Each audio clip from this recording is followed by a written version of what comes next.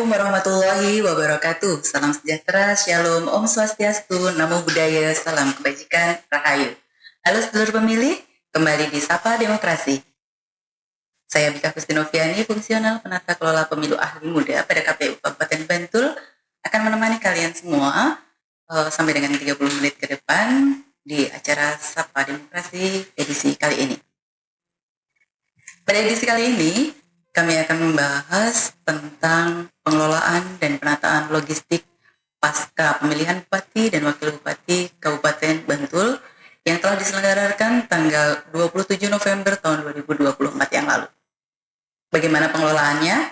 Yuk kita akan bahas bersama dengan Ketua KPU Kabupaten Bantul yang tidak lain adalah Ketua Divisi Keuangan Umum dan Logistik KPU Kabupaten Bantul periode 2023-2028. Bapak Joko Santosa. Halo Pak Joko, Assalamualaikum, selamat pagi. Waalaikumsalam warahmatullahi wabarakatuh. Gimana? Sehat, Mbak? Alhamdulillah saya sehat, Pak. Alhamdulillah sehat. Pak Joko sepertinya segar sekali. Iya, harus tetap segar. Masya Allah, tetap walaupun semangat. puasa ya. Walaupun puasa. Lengkap Pak puasanya lancar sampai hari ke-12. Alhamdulillah.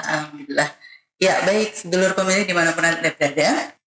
Langsung saja kita akan membahas mengenai pengelolaan logistik pasca pemilihan Bupati dan Wakil Bupati Bantul 2024 yang lalu. Pak Joko, banyak sekali masyarakat, terutama sedulur pemilih yang di Bantul, yang ingin menanyakan tentang pengelolaan logistik pemilu dan juga pilkada. Nah, terkait pilkada yang kemarin, Pak, maksudnya logistik itu apa saja ya, Pak? Ya, ini harus dijelaskan ya, karena memang salah satu prinsip penyelenggaraan pemilu atau pilkada itu adalah akuntabel. Maka apa yang dilakukan oleh KPU itu harus dipertanggungjawabkan dan harus disampaikan kepada publik. Nah, terkait dengan pertanyaan apa itu sebenarnya logistik pemilu? Jadi logistik pemilu itu adalah seperangkat kebutuhan perlengkapan yang digunakan untuk pelaksanaan pemungutan dan penghitungan suara mulai awal sampai dengan akhir. Nah, apa saja? Sebenarnya itu dibagi menjadi 3 bagian. Ada perlengkapan pemungutan suara, ada dukungan perlengkapan suara, dan ada perlengkapan suara lainnya. Nah, apa yang dinamakan perlengkapan suara? Nah, perlengkapan pemungutan suara itu adalah sebenarnya kotak suara, surat suara, bilik, terus alat untuk mencoblos, lalu tinta, TPS. Nah, ini dinamakan alat pemungutan suara. Nah, perlengkapan pemungutan suara. Nah, dukungan perlengkapan suara itu apa? Yaitu terdiri dari spidol, lalu karet-karet, formulir, dan lain sebagainya. Nah, itu banyak macamnya itu dukungannya. Nah, lalu apalagi yang ketiga? Yang ketiga adalah perlengkapan surat suara, perlengkapan pemungutan suara lainnya. Apa itu? Yaitu seperti halnya formulir salinan daftar pemilih tetap, salinan DPT, alat bantu tunanetra, lalu juga daftar pasangan calon. Nah, ini adalah namanya logistik untuk pemungutan suara. Nah, untuk pelaksanaan pemungutan suara atau seluruh tahapan pemilu atau pemilihan, logistik ini sesuatu yang vital. Jadi sesuatu yang menentukan. Kalau ini tidak ada, maka pemilunya itu tidak bisa jalan. Maka dalam pelaksanaan atau dalam mempersiapkan perlengkapan pemungutan suara itu atau logistiknya, itu KPU harus betul-betul menyiapkan tepat waktu, tepat jumlah, anggarannya efisien, efektivitasnya tidak boleh tertukar dan lain sebagainya. Karena kalau ini nanti tidak tepat waktu dalam menyediakan logistik, ini akan berdampak fatal.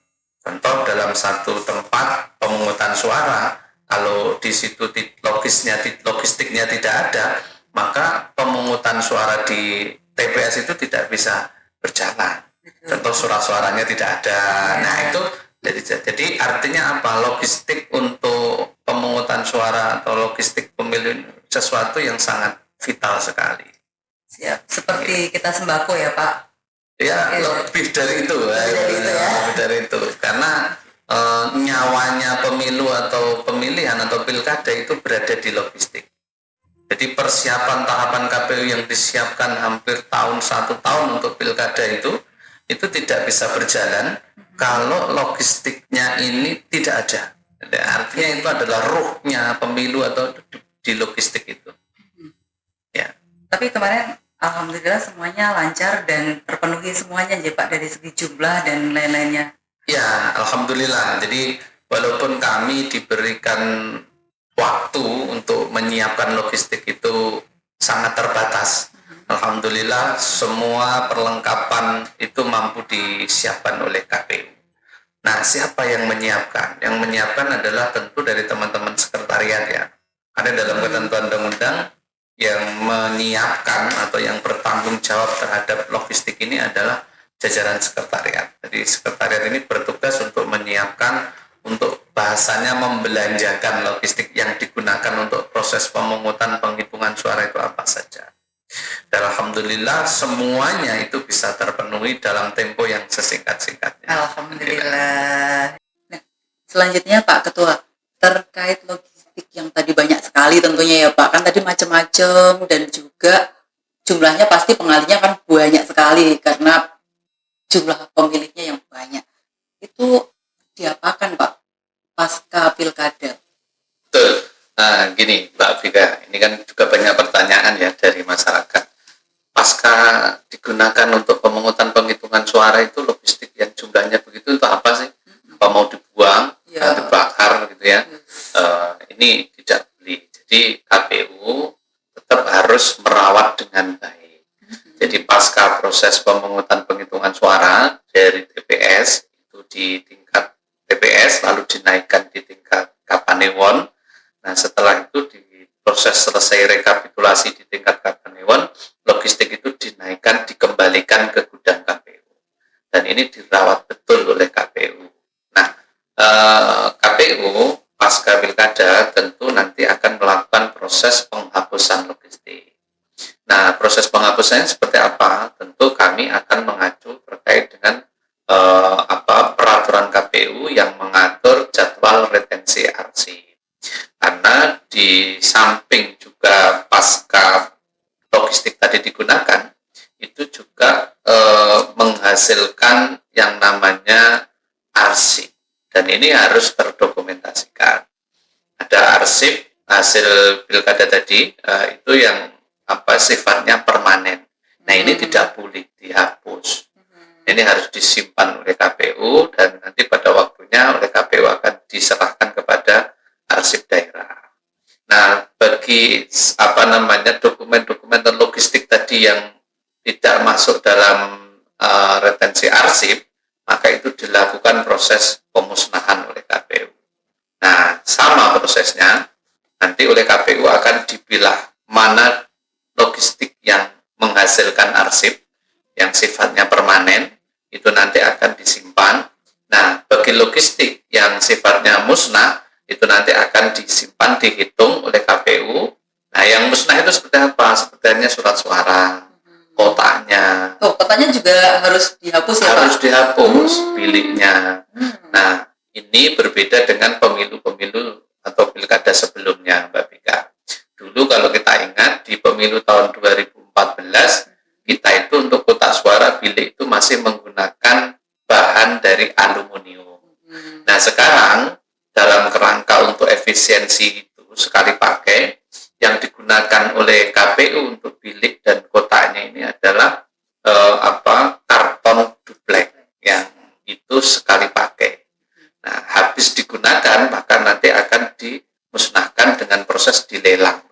Oh, ada proses lelang. Betul. Nanti ada mekanisme lelangnya ya Pak? Jadi nanti setelah nanti dipisah-pisah oleh KPU mana dokumen yang sifatnya tadi permanen, arsip permanen, mana yang sifatnya harus segera dimusnahkan. Yang dimusnahkan nanti kapan ini pemusnahannya? Tentu selesai proses pelantikan atau 1 bulan pasca pelantikan pasangan calon terpilih. Nah, itu nanti dilakukan proses pengosongan kotak. Nah, nanti akan dipilih oleh KPU dokumen yang permanen itu akan disimpan, sementara yang logistik yang musnah itu akan dipilah lagi. Nah, selanjutnya setelah dilakukan pemilahan akan dihitung oleh KPU. Nah, nanti setelah dilakukan penghitungan jumlahnya sudah harus sesuai. Nah, yang kemarin digunakan kotak suaranya jumlahnya berapa, biliknya berapa, ini harus kembali sesuai juga. Dihitung lagi ya Pak? Dihitung lagi. Harus benar itu Pak? Harus sesuai tepat. Jumlah yang lalu. Iya, karena nanti kalau proses lelang, kalau ini kurang satu saja, nanti akan menimbulkan pertanyaan. Nah, setelah dilakukan pengepakan, dipilah-pilah tadi, nanti akan ada proses untuk persiapan lelang. Tentu teman-teman sekretariat di bawah komando Pak Sekretaris akan melakukan proses lelang secara terbuka melalui aplikasi lelang. Sudah berproses ini Pak? Nah, untuk pemilu 2024 sudah, tentu pilkada 2024 ini kita hari ini masih melakukan proses pemilahan. Masih pemilahan? Masih ya, pemilahan. Dilaksanakannya di mana Pak pemilahannya? Pemilahan itu dilakukan di gudang KPU. Gudang KPU. Yang berada di yang sewa KPU, karena tadi ya saya katakan di awal logistik itu banyak. Nah, maka kantor KPU jelas tidak cukup, sehingga KPU harus menyewa gudang. Meskipun kantor KPU sudah ada gudangnya juga Meskipun, ya Pak? Tapi itu tidak mencukupi, karena jumlahnya yang sangat banyak tadi. Nah, itu sewa gudang, nah, di sanalah dilakukan proses sortir tadi lagi. Dipilah-pilah mana yang masuk arsip permanen, mana yang harus musnah. Begitu. Nah, itu sudah dilakukan. Nanti kalau sudah ada perintah dari KPU untuk lelang, maka nanti akan dilakukan proses pelelangan. Itu Pak Bika. Ya, siap. Berarti ini seluruh Indonesia sama ya Pak mekanismenya? Sama. Jadi seluruh Indonesia sama. Jadi proses penghapusan logistik ini dalam satu aturan ya. Sama. Kecuali daerah-daerah yang hari ini masih ada pemungutan suara ulang pasca putusan Mahkamah Konstitusi. Itu masih menunggu tentunya nantinya sampai selesainya pasangan calon terpilih, tentu nanti akan dilakukan proses pemusnahan tadi. Dan ini Mbak Bika, hasil lelang nanti uangnya itu tidak dipakai KPU. Wow. Enggak. Kirain langsung di KPU gitu. Oh, enggak boleh. Itu nanti akan masuk langsung ke kas negara. Oh, ke kas negara. Jadi akan kembalikan lagi ke kas negara oleh KPU. Wow. Jadi nggak masuk ke rekeningnya Pak Ketua atau apalagi Pak Ketua. Tidak boleh itu ya. Tidak boleh ya Pak? Boleh. Jadi kadang-kadang kita kan dikritisi, habisnya nanti dikilokan oleh KPU. Enggak. Gitu, Pak. Itu dihitung ulang. Berarti awal tadi berapa, terus paskanya berapa, ada penyusutannya berapa. Begitu. Nah, ini harus betul-betul tepat antara yang kemarin dikeluarkan dan yang naik. Nah, nanti dilakukan proses lelang dan hasilnya nanti langsung masuk di kas negara. Gitu. Iya Pak. Ya. Pak, mohon maaf, kembali lagi ke terkait pemilahan tadi Pak. Kira-kira berapa lama proses pemilahannya Pak untuk yang dokumen yang bisa masuk retensi arsip yang permanen dan juga yang harus dimusnahkan? Itu berapa lama kira-kira? Nah, karena tadi Mbak Bika, dokumen kita itu sangat banyak ya. Dokumen pilkada saja itu sangat banyak, mulai dari pencalonan itu juga masih ada, sampai pada hasilnya, formulir C hasilnya, planonya itu, lalu salinannya. Nah, itu di samping nanti dipilah, yang permanen itu oleh KPU akan dilakukan proses di-scan. Jadi, di-scan dulu ya Pak? Betul, di-scan. Jadi tidak kehilangan data? Tidak kehilangan data.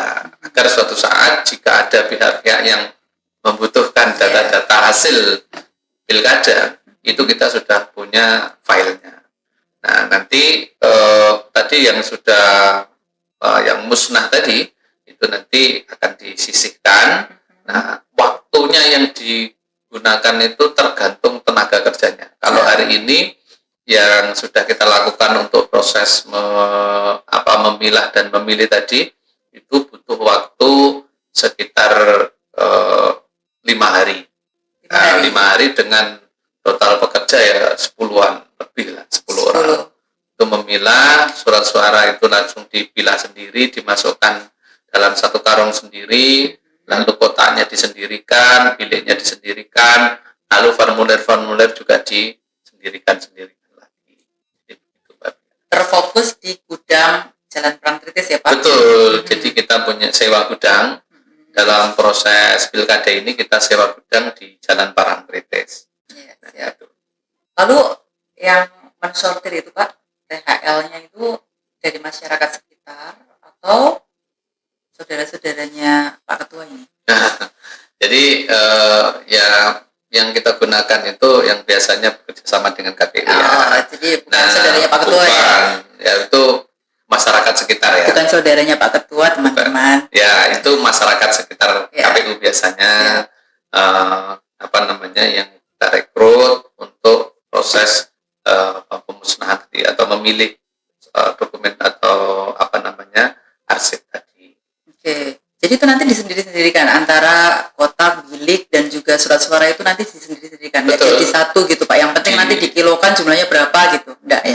Enggak dalam satu dan nanti disendiri-sendirikan. Surat suara nanti ditimbang sendiri, kotak ditimbang sendiri, dan formulir-formulir yang harus musnah tadi juga nanti disendirikan. Nanti ada penghitungannya sendiri, jumlahnya berapa surat suaranya, berapa kilogramnya, terus biliknya berapa, itu ditimbang sendiri. Nanti itu ada kementerian atau lembaga lain yang menilai atau dari KPU yang menilai Pak, menaksir nilai kisarannya berapa gitu? Ya, kita kan kalau proses lelang bukan hanya KPU ya, ada lembaga negara ya, KPKNL ya, itu yang ditugasi untuk mengawasi, mendampingi atau bertanggung jawab dalam proses lelang. Jadi KPU hanya kemudian membuka pengumuman saja, tapi prosesnya nanti berada di KPKNL. Oh, jadi bukan KPU sendiri ya Pak? Bukan. Takutnya nanti yang menilai, menaksir semuanya KPU dan tidak transparan gitu Pak? Bukan, jadi nanti ada lembaga sendiri ya. Dan itu lembaga independen ya Pak? Iya, Kementerian Keuangan ya? Ya, betul, di bawah Kementerian Keuangan. Siap. Tapi Pak, kira-kira bisa ditaksir nggak itu Pak berapa? Kalau saya belum ditimbang.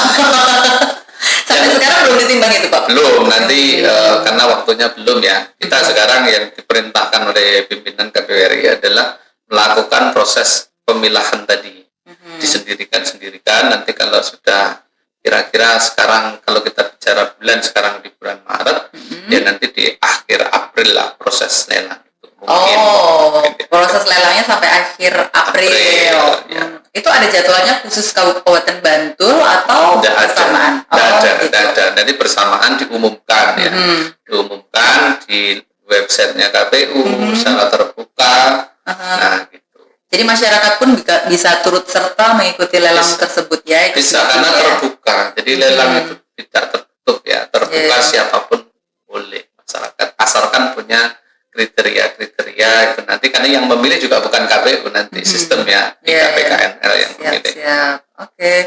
Jadi nanti ini proses pemilahan masih berjalan dan prosesnya pelelangan itu kira-kira sampai di akhir April gitu ya Pak? Ya kurang lebih seperti itu. Nah tadi kalau yang proses logistik yang musnah kira-kira kan sudah selesai. Nah yang permanen ini yang harus dilakukan proses pendokumentasian oleh KPU. Karena ini akan menjadi arsip. Nah, menjadi arsip ini akan menjadi bukti sejarah. Bagaimana pelaksanaan pilkada di Bantul tahun 2024 itu seperti apa, gitu. Proses scanningnya sudah sampai mana Pak? Atau sudah selesai malahan? Kalau prosesnya ya sudah 85% ya.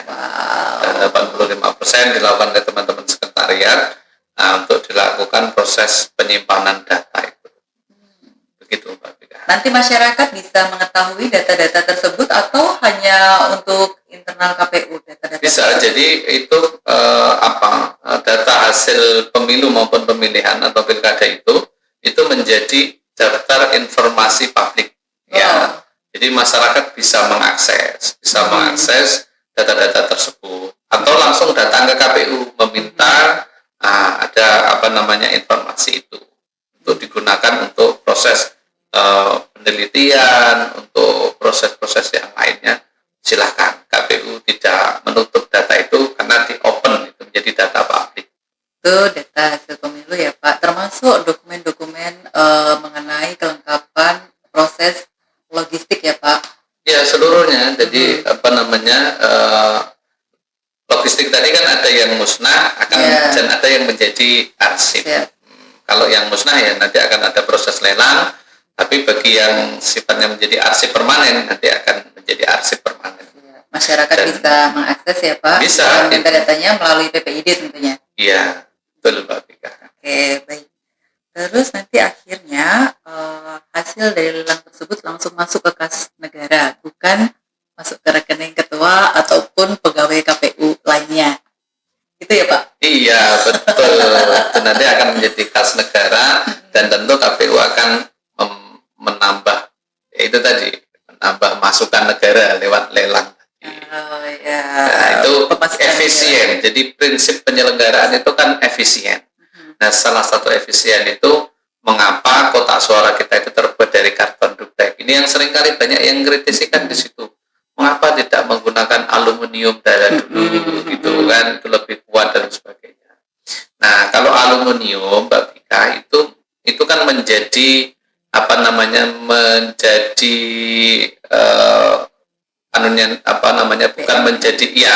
bukan lagi menjadi yang musnah tadi, tapi itu menjadi milik negara, BUMN ya. Nah, kalau itu menjadi barang milik negara, nah artinya pengelolaannya akan semakin membutuhkan anggaran yang juga besar, tempat penyimpanannya juga, dan itu harus sewa.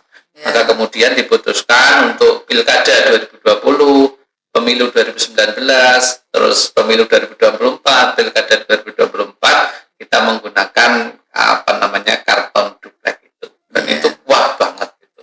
Kuat ya Pak? Wah, didudukin aja tidak rusak. Dengan air pun kuat ya Pak, tahan. Kuat karena memang tahan air ya. Siap. Ya. Baik Pak Ketua, mungkin ini Pak, kalau hasil lelang nanti setelah dilelang itu kira-kira sama yang beli itu diapaan ya Pak? Bebas terserah mereka atau ada aturan-aturan lain yang mengharuskan itu harus dihancurkan atau itu harus dibakar gitu nggak Pak? Ya, itu tentu sudah ada aturan ya, karena barang logistik yang dilelang ini bukan hanya logistik biasa seperti hanya kertas biasa, tapi itu dulunya adalah dokumen yang VVIP ya, seperti hanya surat suara. Itu di dalamnya ada nama pasangan calon. Nah, tentunya biar tidak disalahgunakan dan lain sebagainya, kewajibannya adalah dilebur. Dilebur, jadi tidak dipajang lagi gitu. Ya, itu maksudnya Pak. Takutnya nanti disalahgunakan. Iya, itu sudah ada ketentuannya. Nah, itu nanti dilebur oleh yang menang lelang tadi. Itu. Oh, baik. Jadi sedulur-sedulur pemilih, mekanismenya sudah ada dan itu sama seluruh Indonesia, berlaku seluruh Indonesia di kabupaten, kota maupun provinsi yang melakukan pemilihan kepala daerahnya. Begitu ya Pak? Iya, betul. Ya. Kira-kira ada tambahan lagi Pak? Ya, di kesempatan ini ingin kita sampaikan bahwa KPU dalam hal ini juga KPU Kabupaten Kota itu berkomitmen dalam penyelenggaraan pemilu maupun pilkada dalam hal pengelolaan logistik itu kita betul-betul dari segi harus efektif, dari segi biayanya juga harus efisien, dan kita transparan dalam pengelolaan logistik. Jadi masyarakat bisa melihat berapa jumlah logistik yang digunakan, bisa menghitung sebenarnya anggaran itu untuk apa saja, untuk logistik itu berapa. Jadi kami terbuka pada seluruh masyarakat terkait dengan penggunaan anggaran untuk logistik. Jadi kalau kita bisa pilah-pilah Mbak Bika, untuk anggaran itu digunakan untuk logistik itu hampir separuhnya anggaran untuk logistik ya, karena logistik itu banyak sekali. Sebelum pemungutan suara juga sudah ada logistiknya, pas pemungutan suara juga ada logistiknya. Jadi memang ini jumlahnya sangat besar sekali. Jadi mayoritas memang untuk logistik. Mungkin sama ad hoc ya Pak? Betul ya. Dan besar sekali. Baik sedulur pemilih, itu tadi informasi yang diberikan Pak Ketua. Pak Ketua kayaknya waktunya sudah cukup ya. Dan semoga apa yang disampaikan Pak fatwa tadi bermanfaat. Amin. Dan alhamdulillah sepertinya kalau menurut saya sih isinya daging semua, Pak. Betul. Nggak ada durinya sama sekali. Iya. Dan semoga menambah cakrawala pandang bagi sedulur-sedulur pemilih yang menyaksikan Sapa Demokrasi kali ini. Sapa Demokrasi untuk Bantul Projo Taman Sari. Ya, sedulur pemilih, sudah disampaikan tadi oleh Ketua KPU Kabupaten Bantul tentang logistik dan pengelolaan logistik pasca Pilkada pemilihan Bupati Wakil Bupati Bantul 2024. Jangan lupa untuk terus menantikan dan menyaksikan Sapa Demokrasi edisi selanjutnya, edisi yang lainnya, tentu saja dengan tema dan juga narasumber yang tidak kalah menarik. Akhirnya saya Bika Kusnoviani pamit undur diri. Wassalamualaikum warahmatullahi wabarakatuh. Om Santi Santi Om.